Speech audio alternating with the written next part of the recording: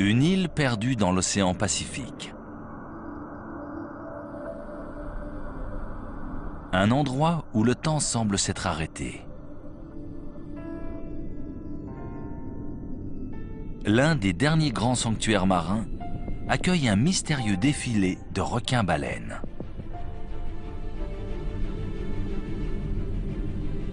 Ce sont en majorité des femelles sur le point de mettre bas.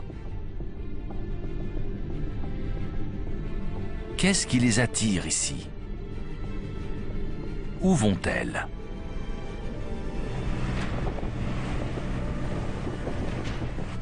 Une équipe de chercheurs part à la rencontre de ces colosses des mers. Ils vont suivre leur périple autour de la planète. Cette odyssée commence ici, aux Galapagos, le royaume des requins géants.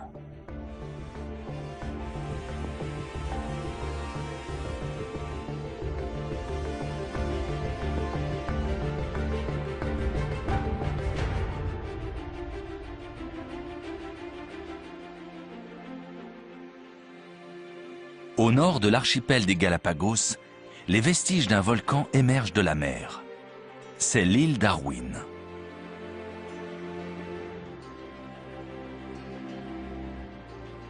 À sa pointe sud se dresse une magnifique arche naturelle.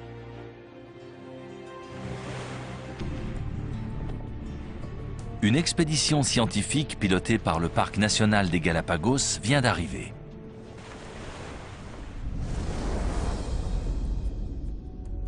Sous la surface, un voyageur fait également son apparition. C'est un requin-baleine, la plus grande espèce de poisson au monde. Il fait partie d'un long cortège de requins géants qui passe au large de l'île Darwin.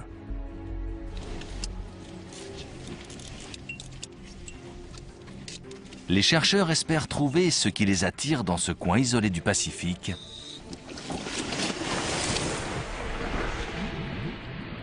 Et où ils vont. Les plongeurs attendent sur le récif.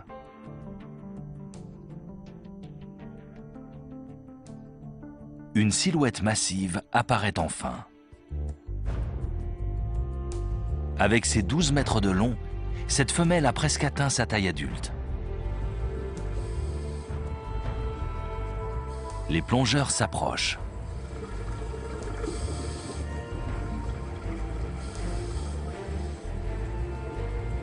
Grâce à un harpon, ils accrochent une balise GPS dans la peau épaisse de son dos.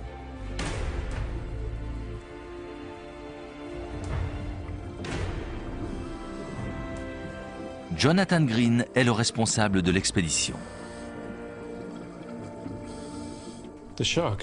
Elle a à peine tressailli. Je nage vers la tête.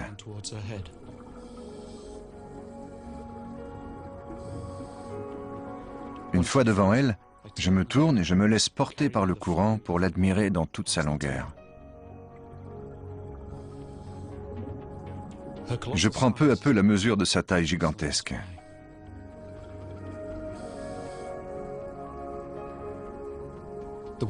Elle poursuit tranquillement son chemin, sans se soucier de ce qui se passe autour d'elle.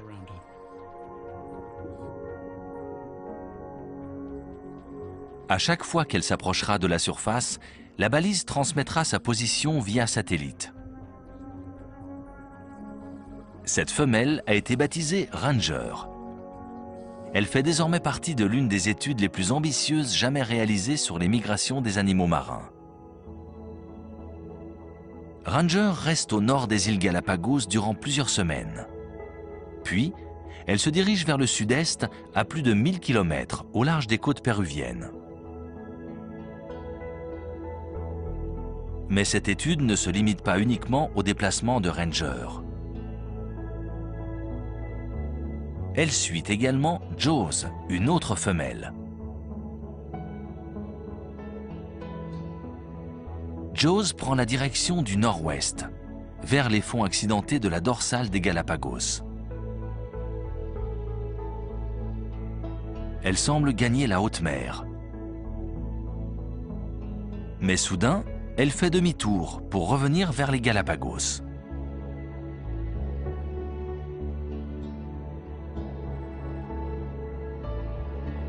Comme ranger, elle se dirige au sud, vers les côtes péruviennes.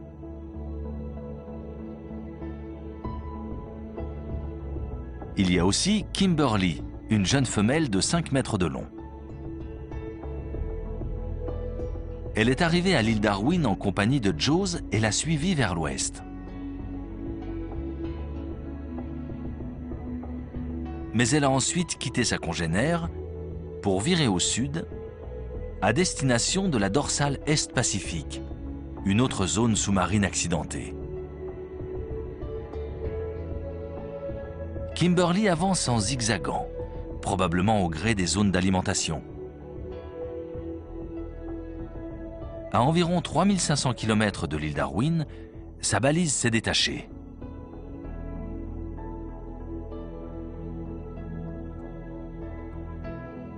Peut-être a-t-elle été arrachée par une autre créature. Elle a aussi pu la retirer elle-même en se frottant sur des rochers, à moins qu'elle n'ait été capturée par des pêcheurs qui se sont débarrassés du traceur. Où se dirigent les requins-baleines? Suivent-ils des itinéraires familiers? Sont-ils guidés par la température des courants marins ou les ressources en nourriture? Ces questions interpellent Jonathan Green. Ce naturaliste et photographe travaille aux Galapagos depuis plus de 20 ans. Ce qui me retient ici remonte à mon enfance. J'étais passionné par les dinosaures. Ici, je vis dans le monde de Jurassic Park. Cette espèce a entre 60 et 70 millions d'années. Il existe des requins depuis peut-être 300 millions d'années. Ils appartiennent à l'ère des dinosaures. Ils sillonnent encore les eaux de notre planète et nous ne savons absolument rien d'eux.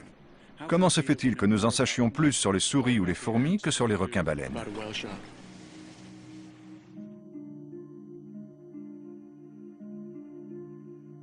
Le requin-baleine appartient à la classe des poissons cartilagineux et à la sous-classe des élasmobranches, tout comme d'autres requins et les raies.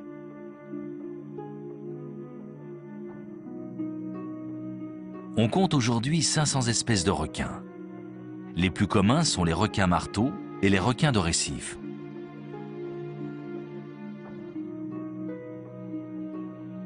Le requin-baleine fait partie du petit groupe des orectolobiformes.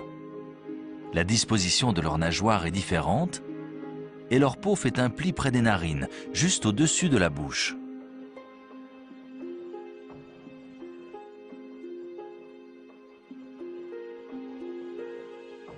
Il s'agit peut-être des vestiges de capteurs sensoriels hérités de leurs ancêtres.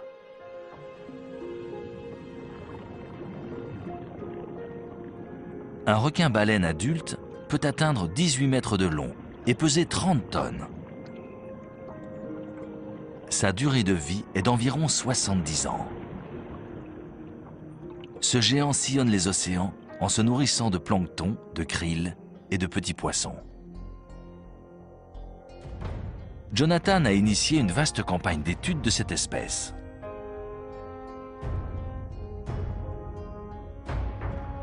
Avec d'autres plongeurs, il a photographié les signes distinctifs des requins-baleines. Les taches claires forment en effet des motifs propres à chaque animal. Ces informations ont été répertoriées dans une base de données internationale. Elles permettront un jour de les identifier.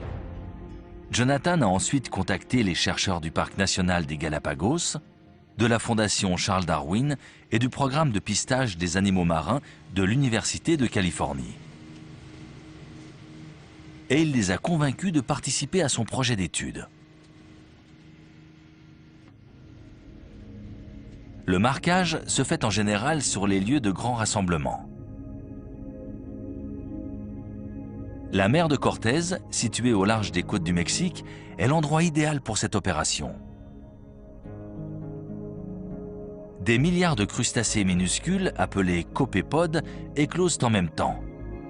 Des dizaines de requins-baleines viennent s'en régaler.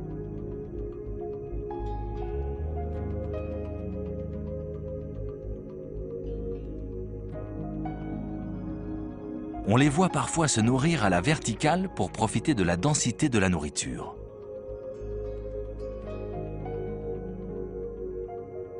Mais leur arrivée est une aubaine pour certains petits poissons.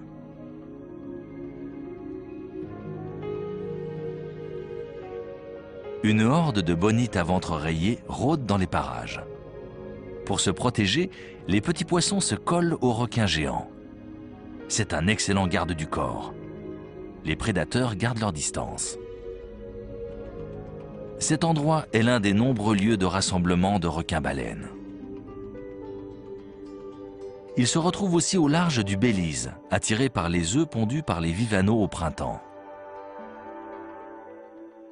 Ils convergent aussi vers les eaux de l'Australie occidentale, où le corail se multiplie en masse après les pleines lunes de mars et avril. Jusqu'à présent, la plupart des études se sont concentrées sur les sites où ils se nourrissent. On y trouve des individus relativement jeunes, et principalement des mâles. Ici, c'est différent. Il y a un grand nombre de femelles adultes et pleines. On ne sait pas grand-chose sur l'endroit où elles vont pour s'accoupler ou mettre bas. Il reste encore beaucoup d'interrogations.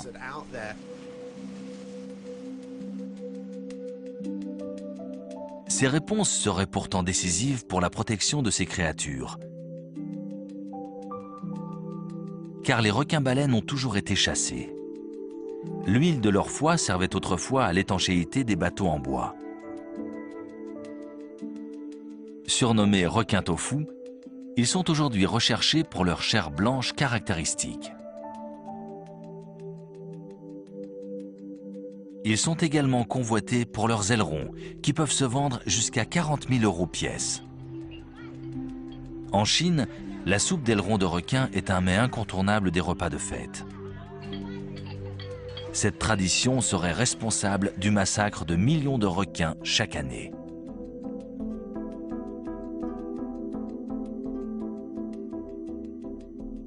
Les ailerons de requin-baleine sont particulièrement appréciés, davantage pour leur taille impressionnante que pour leur saveur. Les boutiques et restaurants s'en servent pour attirer les clients dans leur établissement.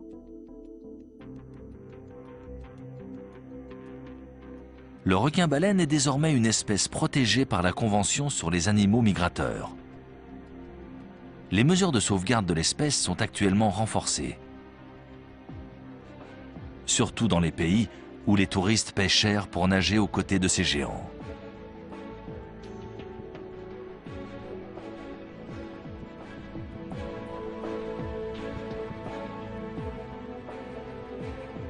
Leur nature docile permet à notre équipe de chercheurs de les approcher. Ils prélèvent des échantillons d'ADN et insèrent des balises GPS sous leur peau.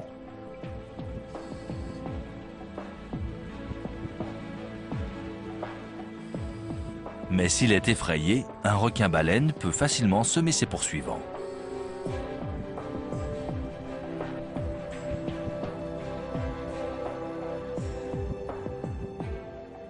Les adultes sont puissants et potentiellement dangereux.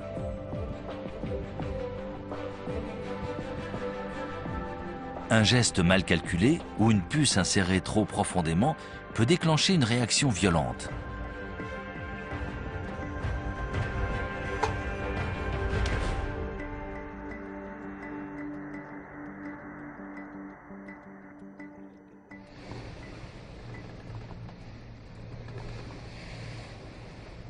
Lors de la première expédition, Jonathan Green et son équipe ont marqué 14 animaux.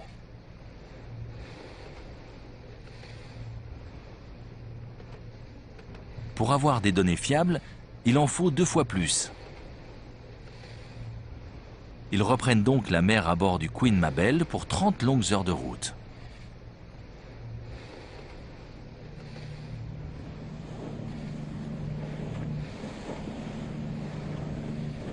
Nous sommes en pleine saison froide.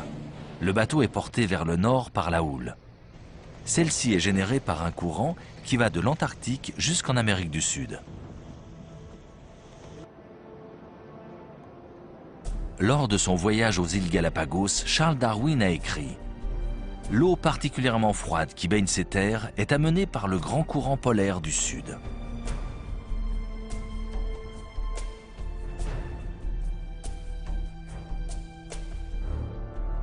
Des milliers de baleines empruntent ce corridor vers le nord après s'être nourries tout l'été au large de l'Antarctique.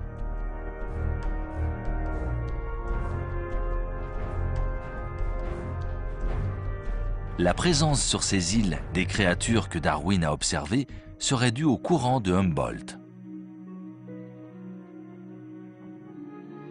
Originaires du continent, les tortues géantes ont probablement été emportées en mer par les tempêtes. Le courant les a entraînées sur des milliers de kilomètres jusqu'aux Galapagos. Peu à peu, elles se sont dispersées dans ce chapelet d'îles qui sont comme autant d'univers distincts.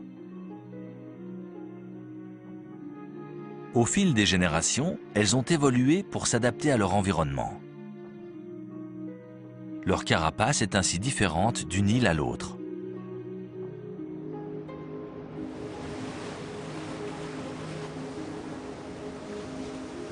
Les iguanes sont certainement arrivés sur des troncs d'arbres dérivant dans la mer. Sur place, ils ont appris à se nourrir près du rivage.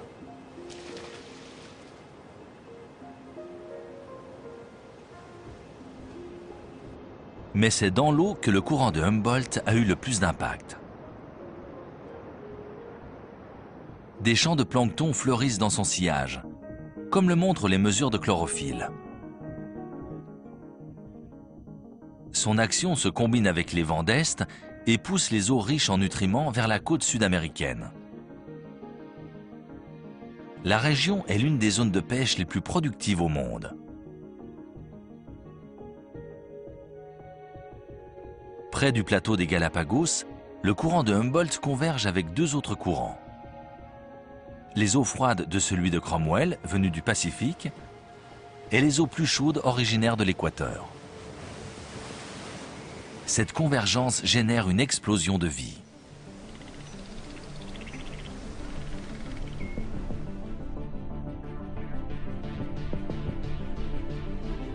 Les raies mantas écument la surface des eaux riches en plancton.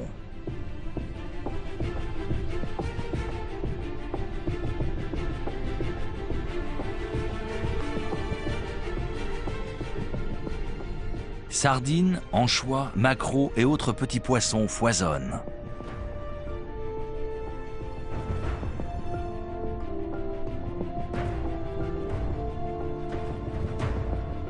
Toute cette nourriture attire de nombreux marlins rayés de la région et d'ailleurs.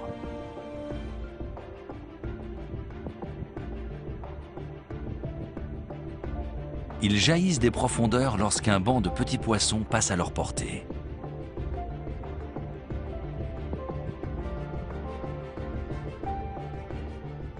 Les proies resserrent les rangs et forment une boule insaisissable. Des otaries se joignent à l'attaque.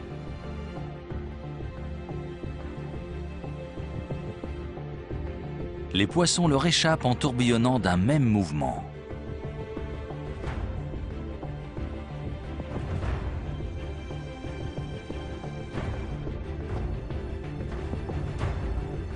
Mais la fatigue gagne le banc. Les prédateurs parviennent enfin à s'emparer d'individus dans la masse.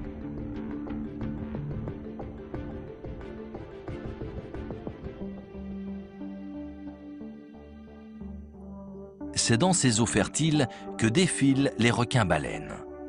Portés par le courant froid, ils se dirigent vers l'île Darwin.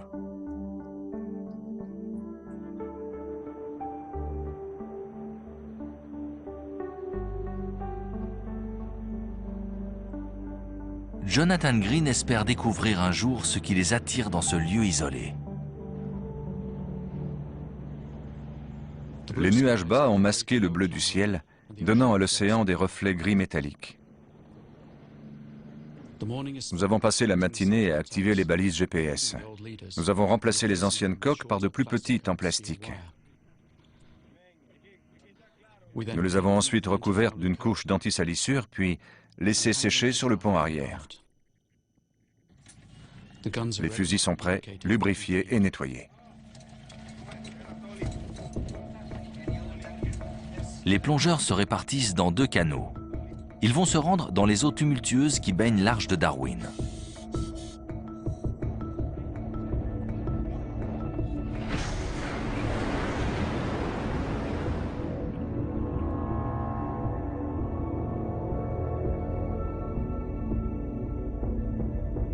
Leur stratégie est simple, attendre dans les récifs. Si aucun requin-baleine ne passe, ils se laisseront porter par le courant à leur recherche.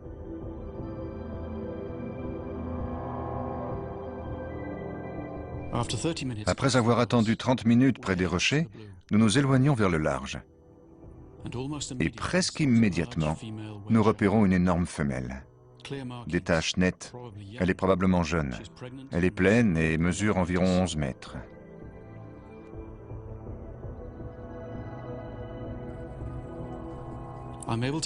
Je me rapproche et lui envoie une flèche à travers sa nageoire dorsale.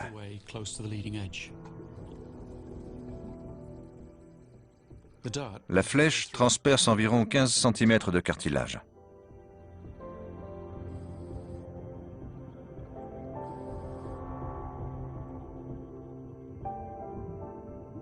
La scène qui va suivre ne fait que renforcer le mystère qui entoure ces créatures.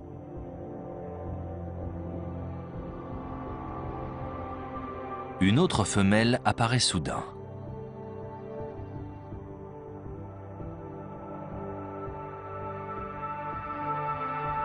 Elle s'approche de la première et lui donne un coup de museau.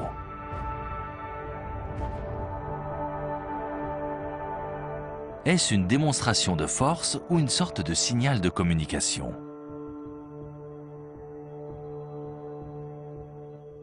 Ensuite, leurs chemins se séparent.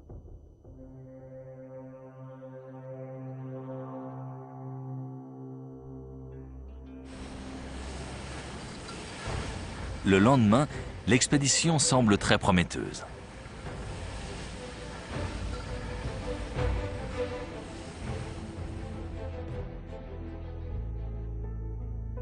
Nous plongeons en surface avant le déjeuner.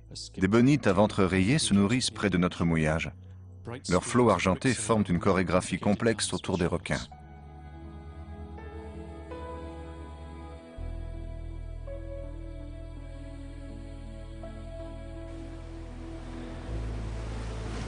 En fin d'après-midi, nous photographions le coucher du soleil sur l'arche de Darwin. Les flocons d'écume dansent dans la lumière rasante. L'arche capte les derniers rayons du soleil comme une loupe. Elle les concentre en un seul point de lumière blanc et or. Vision extraordinaire, comme l'expérience que nous vivons.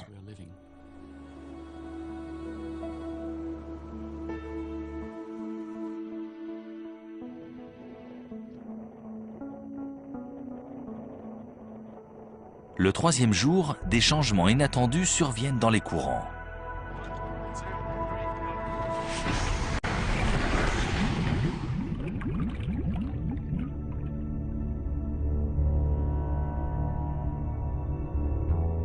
Le flux qui se dirigeait vers le nord va maintenant vers le sud. Les requins marteaux se rassemblent plus près des récifs. Quant aux requins-baleines, ils semblent avoir complètement disparu. Les conditions sont loin d'être idéales. Le courant a viré de 180 degrés.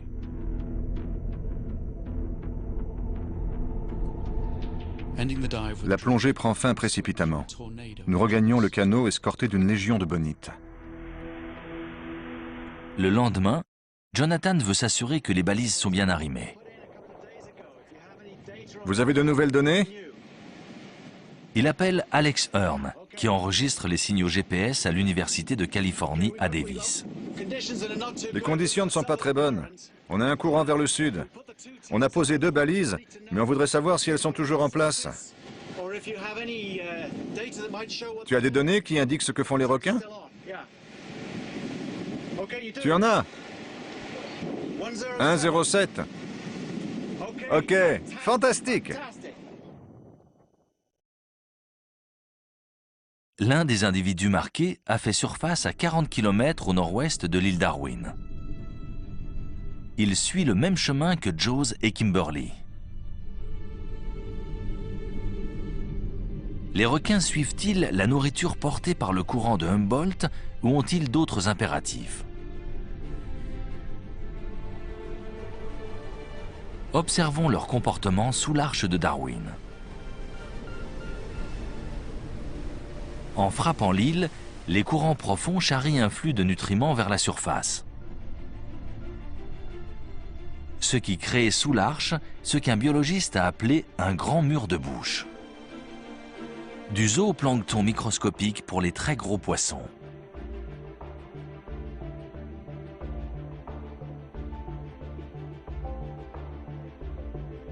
Parmi eux, des prédateurs comme les requins et les bonites.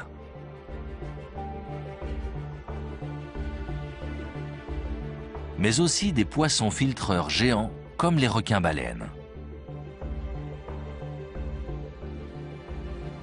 Malgré la présence de vastes bancs de poissons et la concentration de plancton, ils gardent leur bouche fermée. Ils ne sont donc pas là pour se nourrir. Nous savons qu'ils viennent pour une raison précise. Ce doit être important parce qu'il y a des centaines de requins-baleines autour de l'arche de Darwin à ce moment-là. On n'en trouve nulle part ailleurs dans l'archipel des Galapagos. L'arche de Darwin a quelque chose de spécial. Je pense qu'ils viennent là pour mettre bas. Parce qu'il y a surtout des femelles. Les femelles adultes sont toutes pleines. Et elles semblent être à un stade avancé de la gestation. Nous pensons qu'elles mettent leurs petits au monde dans ces profondeurs. Les requins-baleines viennent en cortège continu à ce moment-là. Pourquoi arrivent-ils tous en même temps? Peut-être ne se mettent-ils en route que lorsqu'ils sont prêts. Je me demande si ce n'est pas une question d'horloge interne qui leur dit quand aller à Darwin, puis ailleurs, à l'endroit où ils doivent mettre bas.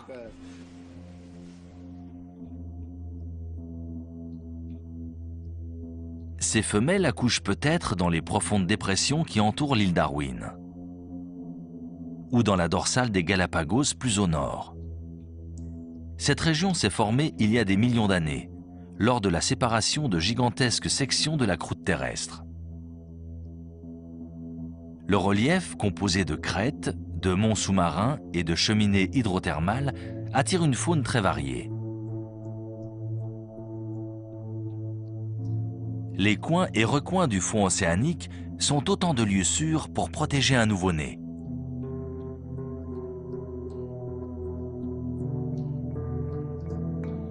L'endroit et le lieu où les femelles mettent bas restent pour l'instant un mystère.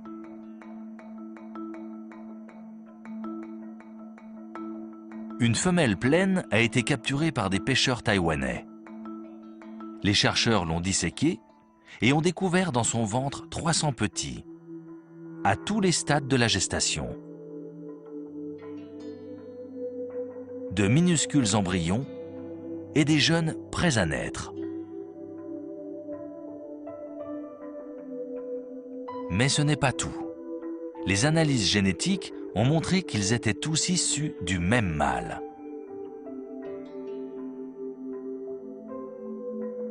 La femelle a donc maximisé son accouplement. Elle a conservé la semence du mâle et a fertilisé ses œufs au fur et à mesure. Peut-être est-ce là le résultat d'une adaptation à leur longue pérégrination solitaire. Le suivi d'une femelle baptisée Rio Lady a révélé des précieuses informations en la matière. Elle avait été marquée au large de la péninsule mexicaine du Yucatan en 2007.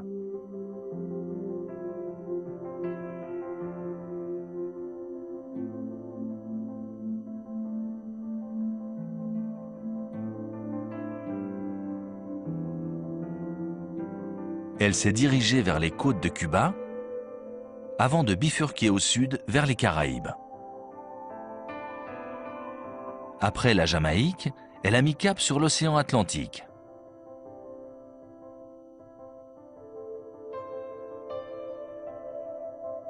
Vers le milieu de l'Atlantique, Rio Lady a traversé l'équateur. C'est là qu'après plus de 7000 km, sa balise a cessé de transmettre ses coordonnées. Mais les chercheurs ont retrouvé sa trace. 4 ans plus tard, des plongeurs l'ont photographié au large du Yucatan et l'ont identifié grâce à ses taches.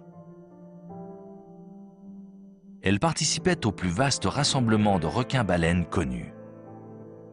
Chaque année, plusieurs centaines de ces géants viennent se nourrir dans les eaux mexicaines saturées d'œufs de thon. Les déplacements de Rio Lady ont clairement prouvé que les requins-baleines suivent des itinéraires précis.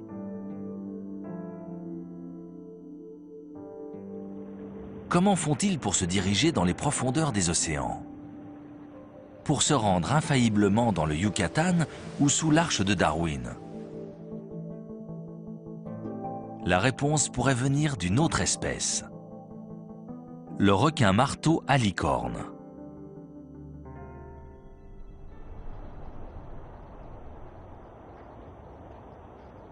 Depuis 10 ans, Alex Hearn étudie les déplacements des requins-marteaux et d'autres requins dans la région.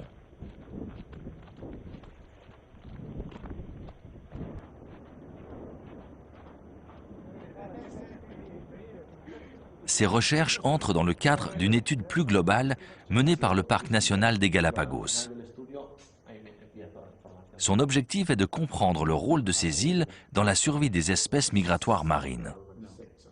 Son équipe doit déterminer la destination, l'itinéraire et les distances parcourues par les différentes populations de requins.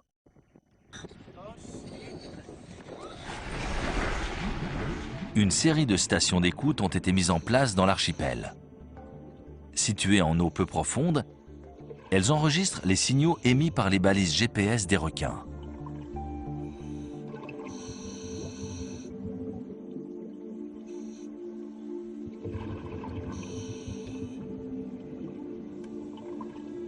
Marquer un requin-marteau n'est pas facile.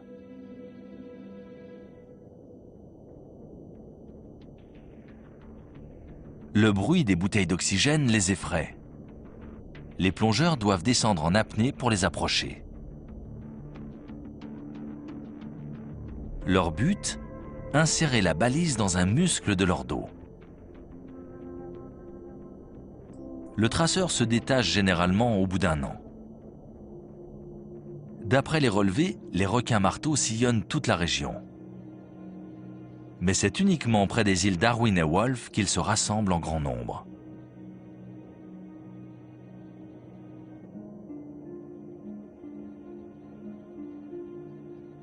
Les plongeurs viennent du monde entier dans ces 2 îles pour les admirer.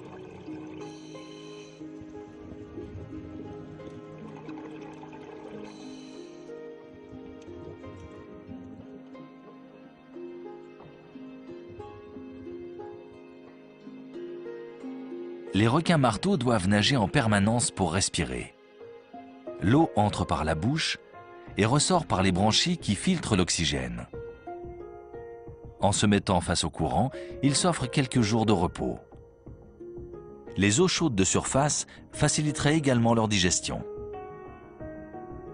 Ici, les requins peuvent se rapprocher des rochers. Les demoiselles royales viennent aussitôt les débarrasser de leurs parasites.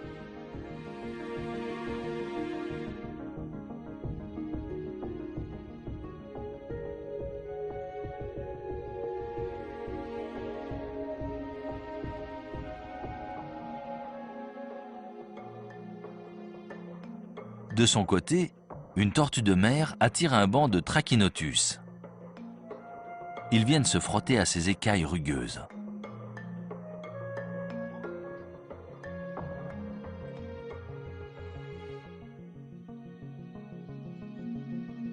On pense que les tortues de mer s'orientent grâce aux champs magnétiques terrestres, tout comme certaines espèces d'oiseaux migrateurs et les baleines.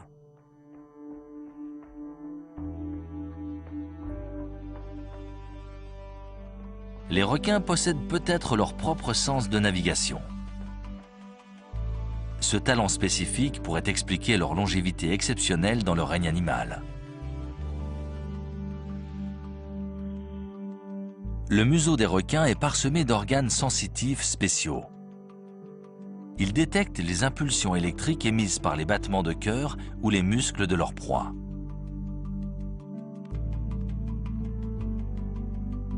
D'après certaines études, les requins marteaux percevraient les signaux magnétiques émis par les formations volcaniques.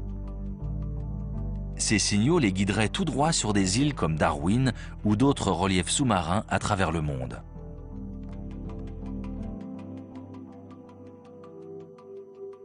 Les requins-baleines perçoivent peut-être ces mêmes signaux. Mais peut-on prévoir pour autant leur déplacement?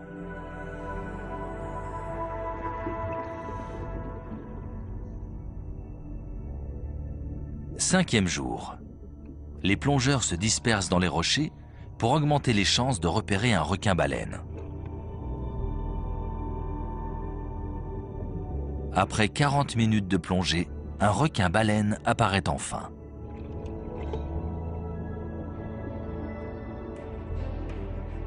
Il est à 40 mètres de profondeur. Il faudra du temps pour le rejoindre et les bouteilles d'oxygène sont presque vides.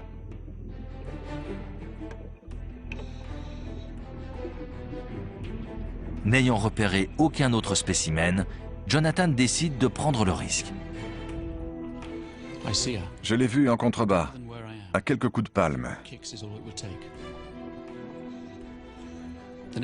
Je fonce sans trop réfléchir. Sa nageoire dorsale est pliée, mais je tente ma chance. La balise rebondit sur la peau très dense.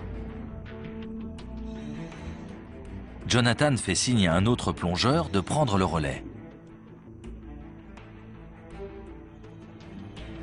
Mais il est trop tard. Le requin s'éloigne dans les profondeurs. Les plongeurs doivent remonter à la surface, mais avant, ils doivent expirer l'excès de diazote accumulé dans leur corps. Sinon, ils peuvent contracter une narcose plus connue sous le nom d'ivresse des profondeurs. Sixième jour. Aucun requin-baleine en vue.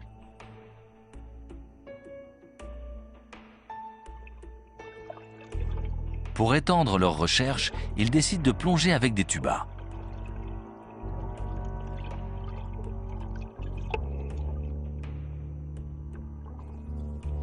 Trois plongées ont été ponctuées de sorties en tuba. Sans succès.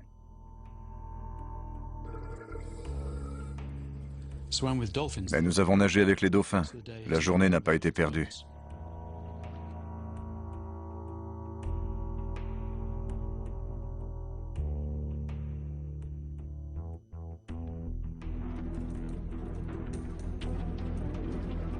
Les prises de vue en accéléré de la journée ne montrent aucun requin-baleine.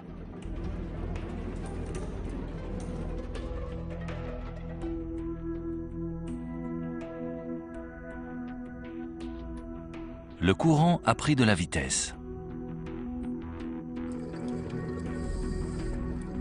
Les plongeurs ont du mal à s'accrocher au récif.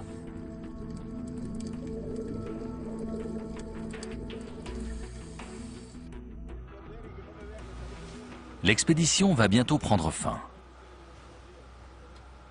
Finalement, le 8e jour, à 3 jours du départ, les conditions de plongée s'améliorent.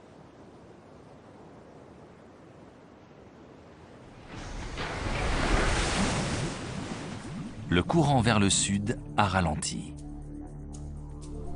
Dans l'eau, nous sentons la différence. Des requins s'approchent des rochers, filant avec grâce dans l'eau.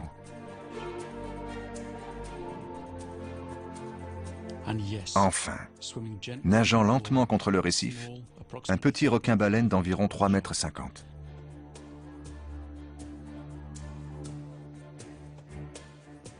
Cet individu est trop petit pour être marqué, mais il pourrait annoncer le retour de ses congénères.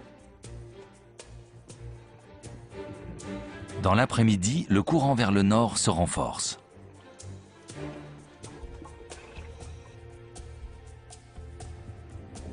Eduardo Espinosa, chercheur et plongeur du parc national des Galapagos, s'élance. Le requin s'éloigne rapidement. Eduardo accélère.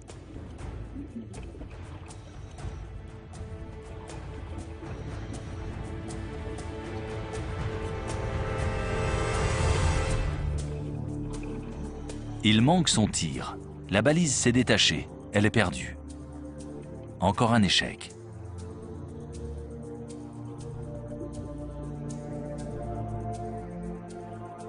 Les requins sont de retour, mais les câbles qui maintiennent les balises ne cessent de casser. À bord, un membre de l'équipage suggère d'utiliser un nœud marin pour attacher les balises à leurs câbles métalliques.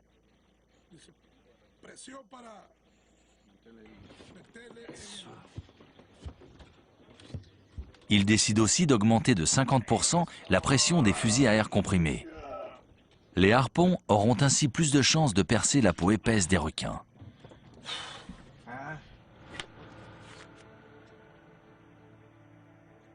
Neuvième jour. Dans son journal, Jonathan note que ces 2 derniers jours vont être décisifs.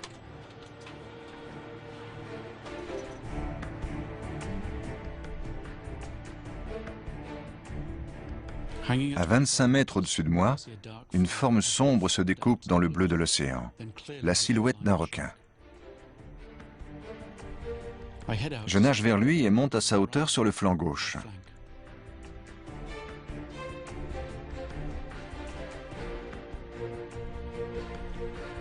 Ce sera plus facile à droite, alors je change de côté et m'avance un peu. Le tir touche l'avant de la nageoire dorsale à droite.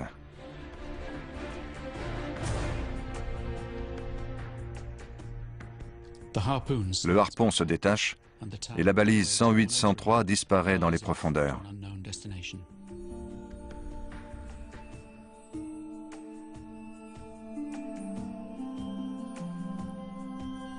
Mais cette fois, Jonathan a suffisamment d'air pour rester sur place.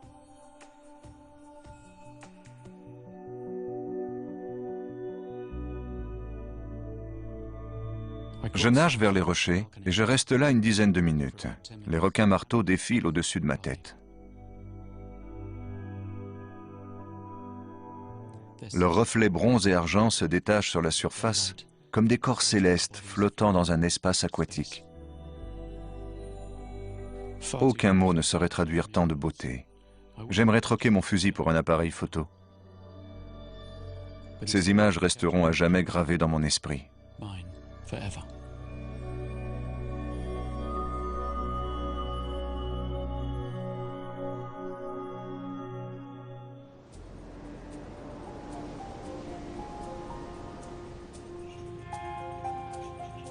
Dernier jour de l'expédition.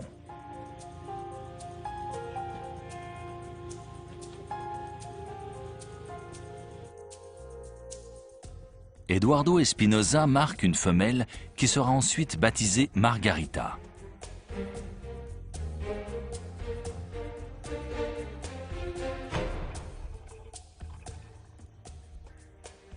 D'après sa taille, 12 mètres de long, elle doit avoir entre 30 et 40 ans. À en juger par les cicatrices de morsures ou d'hélices sur son abdomen, elle a subi bien des épreuves.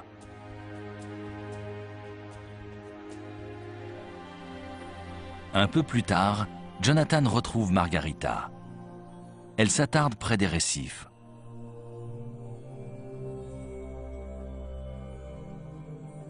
C'est l'occasion de l'observer de plus près.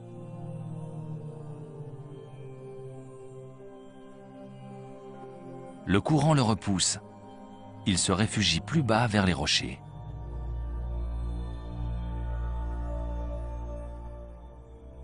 Elle bouge à peine dans le courant. Je prends appui sur les rochers pour avancer. Puis je me laisse flotter sous son corps gigantesque, à l'affût d'un signe d'accouchement imminent. Je ne remarque rien de spécial, mais ce n'est pas mon domaine d'expertise.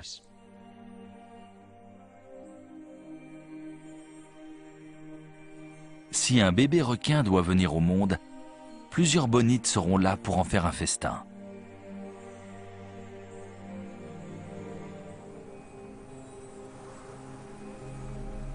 La saison froide s'achève.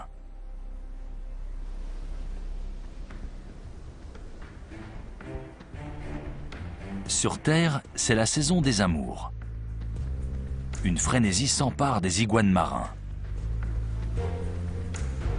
Les grands mâles couvent leur harem et surveillent de près leurs rivaux.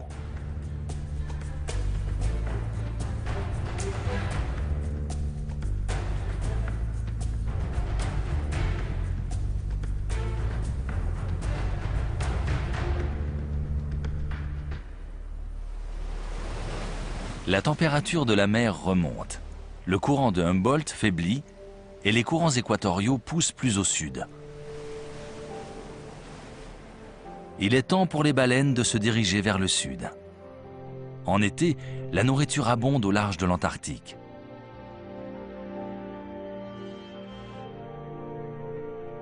Les eaux sont moins poissonneuses. Les grands prédateurs, comme les bonites et les thons, quittent les lieux. Les requins et les requins-baleines font de même.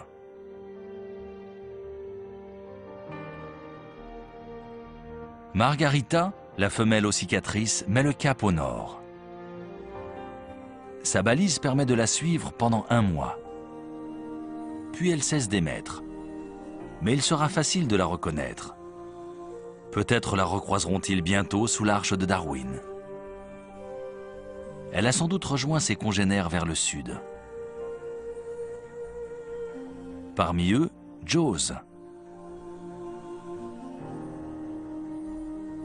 Une autre femelle baptisée Sin Nombre. George, le seul mâle du groupe. Et Carla. Ils convergent tous vers les côtes péruviennes.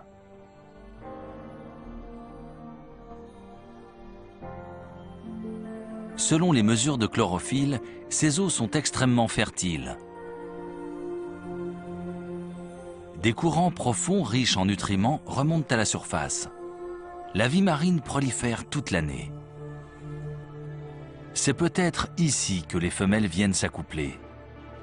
Elles trouvent sur place suffisamment de nourriture pour retourner ensuite vers les Galapagos et au-delà.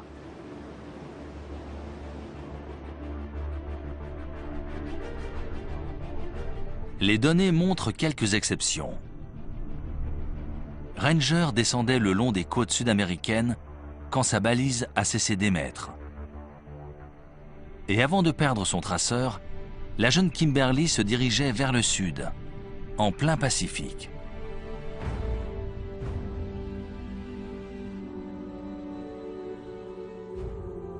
Le défilé des requins-baleines aux Galapagos garde tout son mystère. Ces géants sillonnent les océans depuis des dizaines de millions d'années.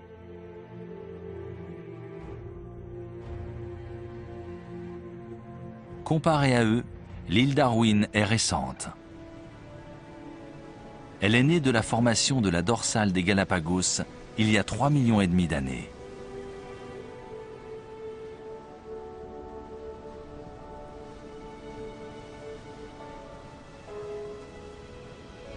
Au fil du temps, nous en apprenons davantage sur ces créatures venues du fond des âges. Cette étude n'est qu'un premier pas. Bientôt, nous percerons peut-être le secret du royaume des requins géants.